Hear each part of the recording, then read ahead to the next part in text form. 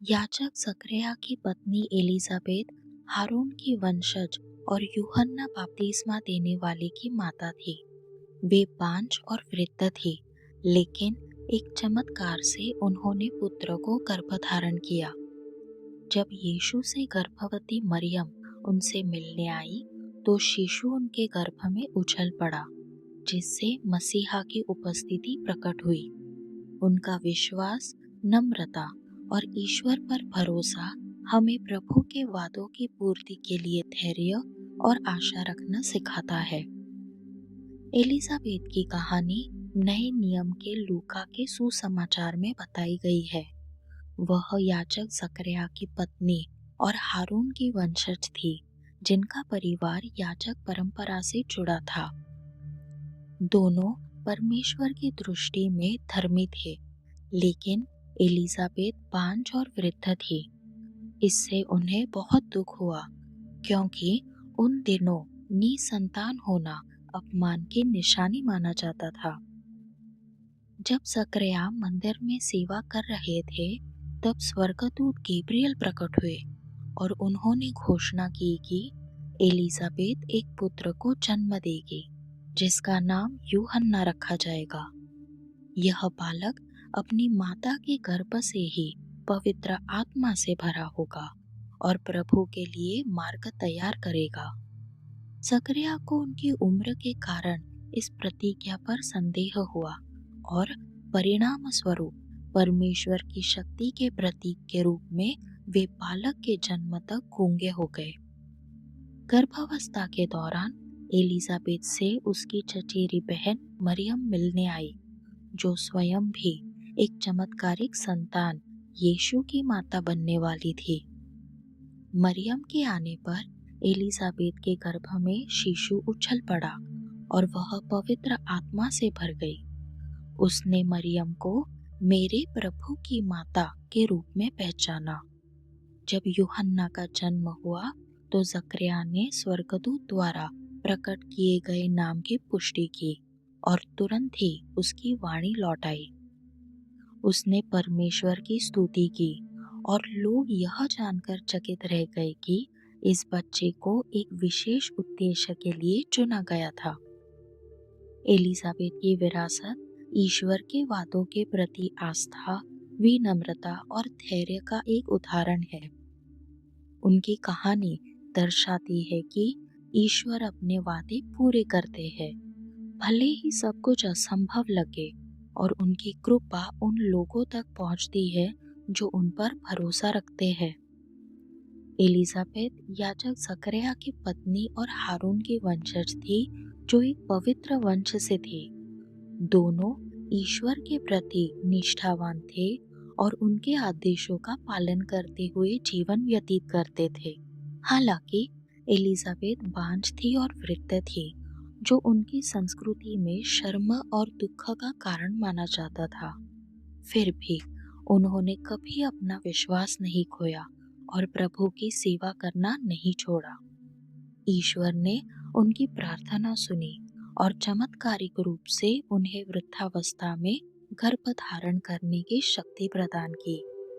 Elizabeth का बांझपन ईश्वर की शक्ति का प्रमाण बन गया, जिससे यह सिद्ध हुआ कि कोई भी मानवीय सीमा उनके वादों की पूर्ति को नहीं रोक सकता। उनकी गर्भावस्था ने न केवल उन्हें व्यक्तिगत आनंद दिया, बल्कि एक नए युग की शुरुआत भी की। उस व्यक्ति का जन्म जिसने मसीहा के लिए मार्ग प्रशस्त किया। कभी संतानहीन होने के लिए जाने जाने वाली एलिजाबेथ को अब विश्वास, धैर्य और आज्ञाकारिता के उदाहरण के रूप में याद किया जाता है, जो पीढ़ियों को ईश्वर की निष्ठा पर भरोसा करने के लिए प्रेरित करती है। जब जकरिया अबिय्याह के अधीन मंदिर में सेवा कर रहे थे, तब उन्हें प्रभु के सामने धूप चढ़ाने के लिए चुना गया। उसी पवित्र क्षण में स्वर्गदूत गैब्रियल उनके सामने प्रकट हुए और घोषणा की कि उनकी प्रार्थना सुन ली गई है। उनकी पत्नी एलिजाबेथ को एक पुत्र होगा। बालक का नाम यूहन्ना रखा जाएगा और वह परमेश्वर के समक्ष महान होगा। अपनी माता के गर्भ से ही पवित्र आत्मा से परिपूर्ण होगा। जकरिया अपनी आयु जो 60 वर्ष से अधिक मानी जाती है, उसके कारण आश्चर्यचकित और संशय में थे। उन्होंने पूछा कि यह कैसे संभव है, क्योंकि एलिजाबेथ भी तो वृद्ध थी। क्योंकि उन्हें प्रतिज्ञा पर संदेह था, स्वर्गदूत ने घोषणा की कि प्रतिज्ञा पूरी होने तक वे मौन रहेंगे। जकरिया मंदिर से बोलने में असमर्थ होकर बाहर आए और लोगों को समझ आ गया कि उन्होंने एक दर्शन देखा है। यह मौन की अवधि परमेश्वर की निष्ठा और उनके वचन की पूर्ण पूर्ति का प्रत्यक्ष प्रमाण बन गई। जब यूहन्ना का जन्म हुआ, तब जकरिया की वाणी लौट आई और उन्होंने प्रभु की स्तुति करते हुए उनकी महानता और दया को स्वीकार किया। गर्भावस्था के दौरान एलिजाबेथ को अपनी रिश्तेदार मरियम से एक विशेष मुलाकात का अवसर मिला, जो स्वयं यीशु मसीह की माता बनने वाली थी। मरियम ने एलिजाबेथ का अभिवादन करते ही एक असाधारण घटना घटी। एलिजाबेथ के गर्भ में पल रहे शिशु ने खुशी से उछल कूद की और वह पवित्र आत्मा से भर उठी। पवित्र आत्मा से प्रेरित होकर एलिजाबेथ ने वह बात पहचान ली जो उस समय तक कुछ ही लोग जानते थे, मरियम प्रभु की माता थी। अत्यंत हर्ष से उन्होंने कहा, धन्य हो तुम स्त्रियों में और धन्य है तुम्हारे गर्भ का फल। इस क्षण ने दोनों स्त्रियों के बीच एक गहरे आध्यात्मिक संबंध को प्रकट किया और परमेश्वर के वादों की पूर्ति की पुष्टि की। एलिजाबेथ और मरियम की यह मुलाकात दो वाचाओं के मिलन का प्रतीक है, पुराने नियम के अंतिम भविष्यवक्ता यूहन्ना और नए नियम के आरंभकर्ता यीशु। एलिजाबेथ ने अपनी रिश्तेदार के मिशन में आनंद मनाया और परमेश्वर की निष्ठा का उत्सव मनाया। यह मुलाकात विनम्रता, स्वीकृति और परमेश्वर की योजना का हिस्सा होने के आनंद की शिक्षा देती है, भले ही भविष्य अभी पूरी तरह से स्पष्ट न हो। यूहन्ना बपतिस्मा देने वाला एलिजाबेथ और जकरिया से परमेश्वर के वादे की पूर्ति के रूप में पैदा हुआ था। उसके जन्म के क्षण से ही यह स्पष्ट था कि वह एक विशेष बालक है जिसे एक महान मिशन के लिए चुना गया है। 8वें दिन जब उसके खतना का समय आया, तो पड़ोसियों ने उसका नाम उसके पिता के नाम पर रखने की इच्छा जताई, लेकिन एलिजाबेथ ने जोर देकर कहा कि परमेश्वर की आज्ञा के अनुसार उसका नाम यूहन्ना ही रखा जाए। जब जकरिया ने नाम की पुष्टि की, तो उसकी वाणी लौट आई और उसने परमेश्वर की स्तुति करते हुए अपने पुत्र के भविष्य के बारे में भविष्यवाणी की। यूहन्ना आत्मा में बलवान हुआ और अपने सेवकाई कार्य की तैयारी करते हुए जंगल में रहने लगा।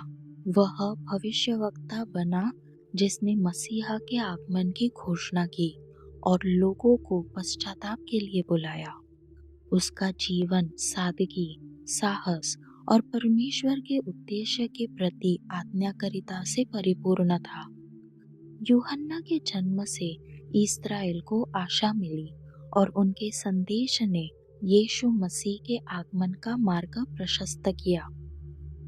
एलिजाबेथ के पुत्र के रूप में उन्होंने उस आस्था की विरासत को आगे बढ़ाया जिसने बंजरपन पर विजय प्राप्त की और यह सिद्ध किया कि ईश्वर के लिए कुछ भी असंभव नहीं है। एलिजाबेथ की कहानी आस्था, धैर्य और निष्ठा की एक सशक्त गवाही है। बांझपन के दर्द और संतानहीन स्त्री होने के बोझ को सहते हुए भी एलिजाबेथ परमेश्वर के समक्ष दृढ़ रही। वह और उनके पति जकरिया धर्मी और आज्ञाकारी थे, जो यह दर्शाता है कि सच्ची आस्था परिस्थितियों पर निर्भर नहीं करती, बल्कि प्रभु पर निरंतर विश्वास पर आधारित होती है। जब अनंत चमत्कार हुआ तो एलिजाबेथ ने परमेश्वर की कृपा को पहचाना और विनम्र बनी रही। सृष्टिकर्ता की स्तुति करते हुए कहा कि उन्होंने लोगों के बीच से उनका कलंक दूर कर दिया। उनकी खुशी केवल संतान प्राप्ति की नहीं थी, बल्कि परमेश्वर की दिव्य योजना का हिस्सा बनने की भी थी। मरियम से मिलने पर उनकी प्रतिक्रिया आध्यात्मिक संवेदनशीलता को दर्शाती है। वह पवित्र आत्मा से भर उठी और उन्होंने जान लिया कि मसीहा उनकी चचेरी बहन मरियम के गर्भ में है। एलिजाबेथ हमें सिखाती है कि परमेश्वर अपनी उचित समय पर कार्य करते हैं और उनकी इच्छा त्रुटिहीन है, भले ही हम उसे समझ न पाए। उनका जीवन प्रार्थना में दृढ़ता और असंभव लगने वाले वादों पर विश्वास करने की प्रेरणा देता है। यह दर्शाता है कि कोई भी परिस्थिति परमेश्वर की शक्ति से परे नहीं है।